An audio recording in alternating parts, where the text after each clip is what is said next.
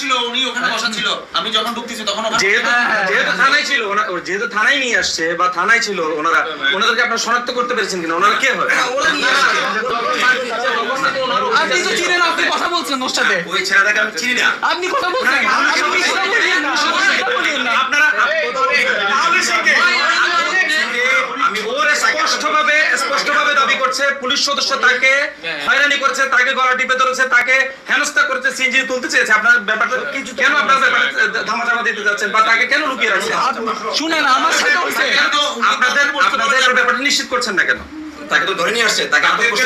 তাকে বলছি আটক করো তাকে বলছি দেখেন নাই ওনাকে আনতে বলছে পুলিশ সদস্য ভাইয়া পুলিশ সদস্য ভাইয়া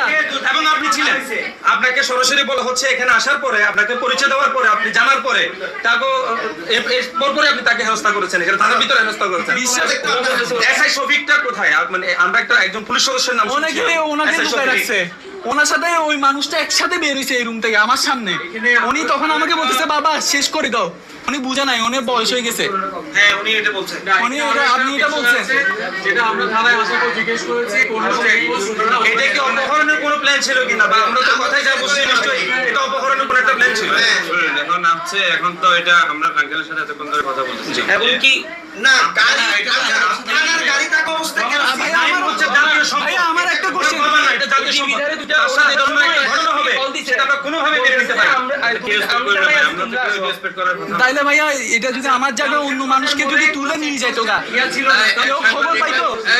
পুলিশ তো জনসাধারণকে সেভ করবে পুলিশে তো অপহরণ করতেছে ধরতে গেলে আপনি বলবেন না আপনার ছেলেকে যদি এভাবে তুলে নিয়ে যায় আপনি কি বলবেন কি রিপোর্ট লিখবেন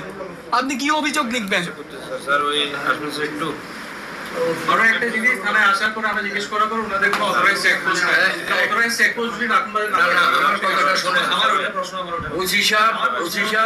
আমাদেরকে এতক্ষণ বুঝাইছে এখানে ওসি সাহেব আমাদেরকে এতক্ষণ বুঝাইছে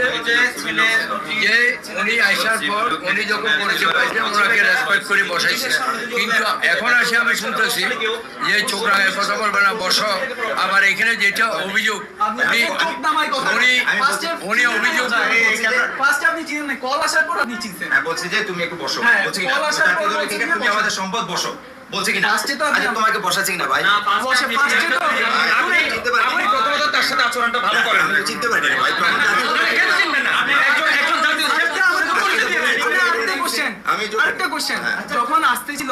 উনি বলতেছিল ওসি স্যারকে কল দিছে ওসি স্যার তোরে নিয়ে যেতে বলছে তুই কথা কম বল চল আমাকে ওখানে এটা তো সে বলছে